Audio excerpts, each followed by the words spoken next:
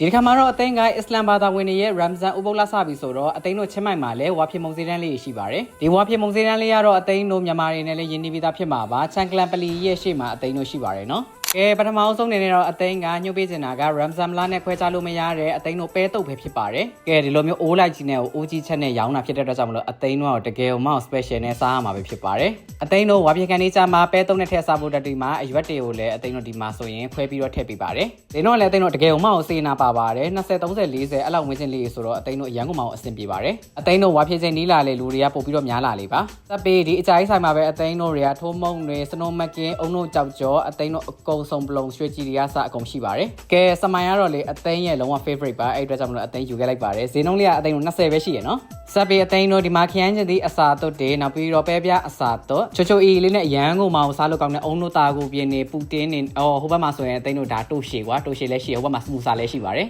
တိုရှယ်အသိန်းစားကြည့်မယ်ရှေ့မှာအချက်20လောက်စောင့်မှာဖြစ်တဲ့အတွက်ကြောင့်မလို့အသိန်းနောက်နေ့ကျမှပဲသွားစားပါမယ်။ကဲထပ်ပြီးအသိန်းညှို့ပေးခြင်းနဲ့ဆိုင်လေးတော့ဒီမှာဆိုရင်အသိန်းတို့ဒီမှာဆိုရင် chef salad တွေနောက်ပြီးတော့ဒီမှာကိတ်ပေါင်းစုံအသိန်းတို့ဝယ်ယူစားသုံးနိုင်ပါတယ်။တပူမှာ35ဘတ်သုံးမှုဆိုရင်မှာဘတ်100ကွာတော်တော်မှတန်တာပါ။စပ်ပြီးအချိုပွဲအတွက်ဆိုရင်အသိန်းတို့တသေးစုံတွေရှိမယ်ဖြော်ရည်ဆိုရင်လည်းအသိန်းတို့ကြံရည်တွေပါတယ်အကုန်ရှိပါတယ်။အသိန်းတို့ iPhone နဲ့က note ခွဆိုရင်လည်းအဲ့ဒါ Ramzan လနဲ့ခွဲခြားလို့မရတဲ့ဖြော်ရည်တစ်မျိုးပါပဲနော်။ကဲစပ်ပြီးအသိန်းကဒီမှာလေးပဇွန်ကြော်တွေးတဲ့အတွက်ကြောင့်မလို့ပဇွန်ကြော်နဲ့ထမင်းပြူလေးနဲ့အဲ့လိုမျိုးလေးစားရင်လေတကယ်မှ share ပဲကွာသူတို့ပေးတဲ့အချင်းလေးနဲ့စားလုံးဝကွက်တီပဲဘာဟင်းမှမလိုပါဘူးအသိန်းတို့ပဇွန်ကြော်က15ဘတ်ပြောင်းမှုကြော်ကတော့အသိန်းတို့7ဘတ်ဖတ်ပေးရပါတယ်တကယ်မှကိုရတာတော့တကယ်မှရှိပါတယ်သိန်းစားပြီးသွားပါပြီတကယ်ကောင်းပါတယ်အသိန်းတို့ဒီဆိုင်အများစုမှာရောင်းချနေတာတွေကမြန်မာမိသားစုအစ္စလမ်ဘာသာဝင်တွေပဲဖြစ်တဲ့အတွက်ကြောင့်မလို့မြန်မာလိုပြောပြီးတော့အသိန်းတို့စိတ်ချရွေးချယ်ဝယ်ယူစားသုံးနိုင်ပါတယ်နော်အသိန်းဒီမြင်ကွင်းလေးရဆိုရင်တကယ်မြန်မာပြိုပြန်သွားသလိုပါပဲအသိန်းတို့မြန်မာမိသားစုတွေချင်းချင်းစီးစီးလုံးလုံးနဲ့ဒီမှာဆိုရင်ဝယ်ယူနေကြတာပါအသိန်းတို့ဒီမုံစည်းတန်းလေးမှာဝယ်ရဆိုရင်လည်းအစ္စလမ်မိသားစုဝါဖြစ်မဲ့သူတွေကိုဦးစားပေးပြီးတော့အသိန်းတို့ဝယ်ယူပေးပါလို့အသိန်းကမြေတ္တာရက်ခံချင်ပါတယ်နော်